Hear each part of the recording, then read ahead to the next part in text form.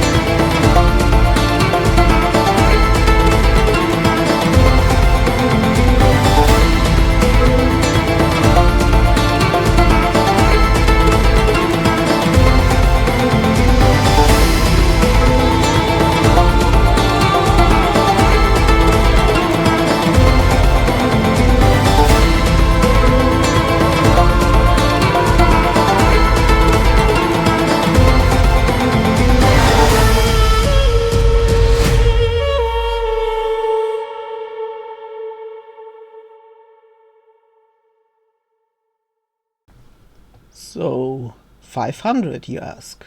Well, at least that was what I asked. And it's quite simple. Imagine you have 50 people rebelling against a ruling house. Kill 5 of them, and there's 45 rebels left, right? Well, not necessarily. Those 5 dead rebels probably had family and friends. People who did not believe in the rebellion, or were too afraid to join it. The death of a loved one, though, might finally convince them to take up arms. They, in turn, might bring others to their cause, spreading those ideas to yet another group of people. And so 50 minus 5 turned into 500. In the end, what started off as a mere revolt of a handful of people might turn into a fully fledged rebellion. Not despite, but because those 5 initial deaths. And the more people are killed, the more those left behind will be consumed with grief, despair, and hatred. Remember the Butlerian jihad, my children of the sands. Sometimes all it takes is the death of a single beloved boy to set the whole universe ablaze. With that, I hand over to today's first sponsor, and a song out of the fabulous collection they're sharing with us. Hanover's, everybody's favorite bar on Haku's Newcourt Way. Enjoy today's contribution, Medina Melodies.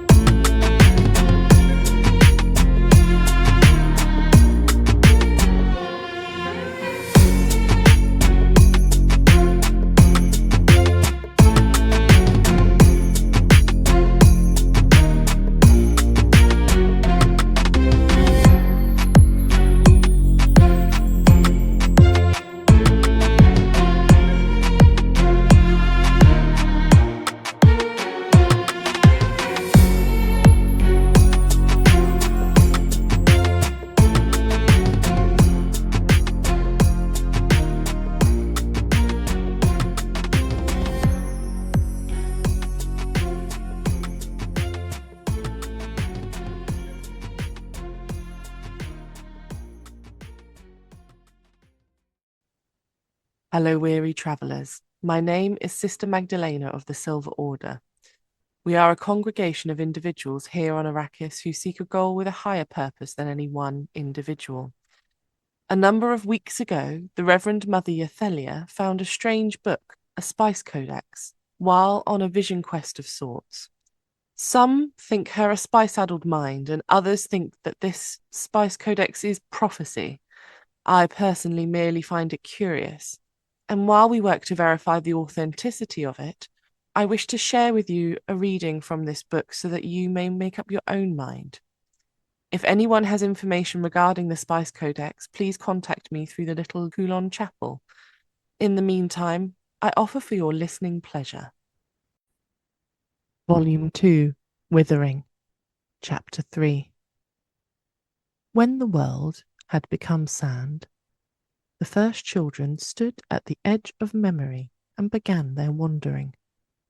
They wrapped themselves in cloth against the burning sun, moving by starlight and shade, learning to survive in a land that no longer offered comfort. Water, once a gift taken for granted, became treasured beyond all riches. Every droplet was guarded, shared, and honoured as a blessing from the days before. The children learned the language of the dunes, reading the signs left by the wind and the warnings whispered by the trembling earth. Beneath their feet the worm, the great maker Shai-Hulud, moved in silence and majesty. His presence was terror and comfort, a reminder and warning. Those who forgot reverence paid the price, for the worm brooked no carelessness. Yet those who remembered the covenant found guidance in his passing. The children built their homes in hidden places, carving shelter from rock, learning to harvest moisture from the air and draw water from the deep. They marked the spiral sign in the sand, sang the old songs, and poured out the smallest measure of water as an offering to the sleeper who would remember their devotion. Hunger and hardship visited them often, but so too did wisdom, for each trial became a lesson, each survival a cause for remembrance. They told stories by firelight of the world that was lost and of Shai-Hulud who bore the world's sorrow beneath the sands. The spice appeared, redolent and strange, found where the worm had passed. Some called it the sleeper's final gift, a promise that even in loss there could be new beginnings. Guided by the wisdom of the sanctum and the memory of Shai-Hulud, the children forged new customs, sharing water as a sacred act, settling disputes by counsel rather than blade, and teaching each child the sacred stories. With each passing generation, the old world faded from living memory, yet the covenant endured in every ritual, every lesson, every whispered prayer to the deep. And so the children became people of the sand, bound together by faith, survival, and unending cycle of the worms, keeper of Arrakis and judge of all who crossed the dunes.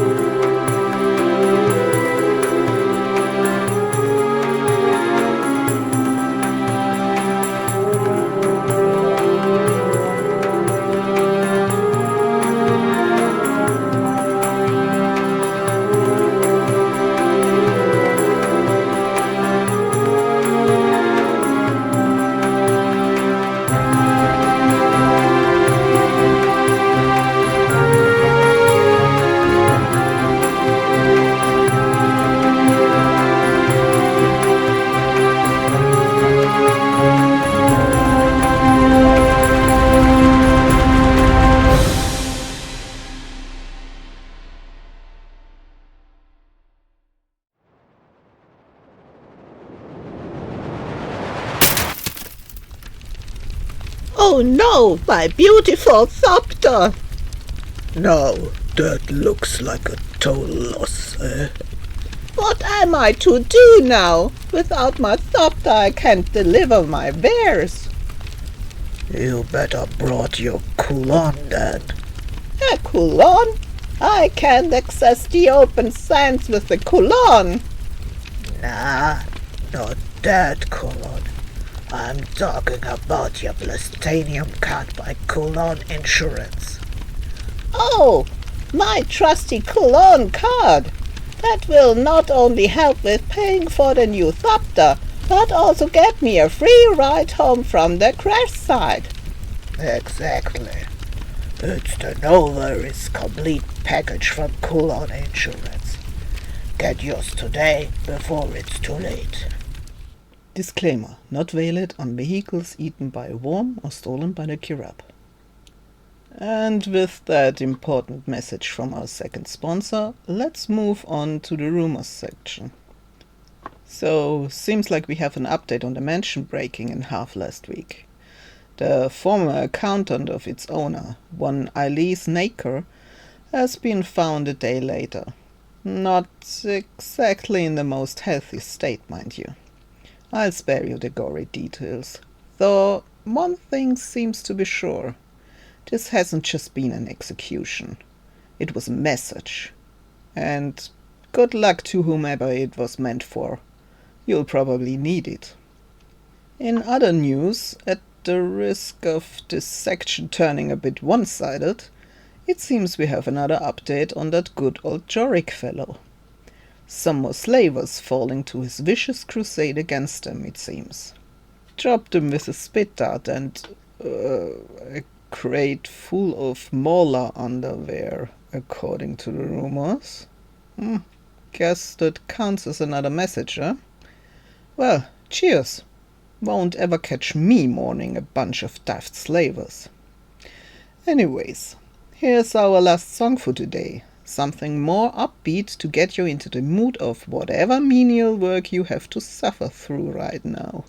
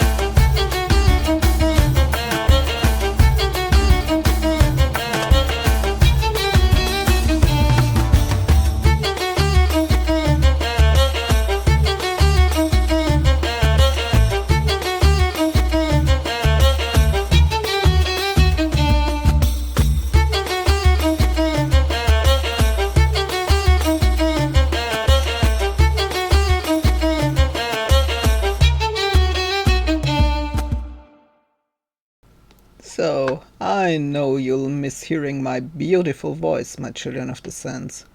But there's work to be done. Just a little reminder, if there's any message you'd like to have broadcasted to your fellow listeners, feel free to drop it at either Wormsmore or the station itself. We are also always open for any guest appearances, interviews and artistic performances. Don't be shy. We'll keep you completely anonymous if need be. Stay safe, and until next time.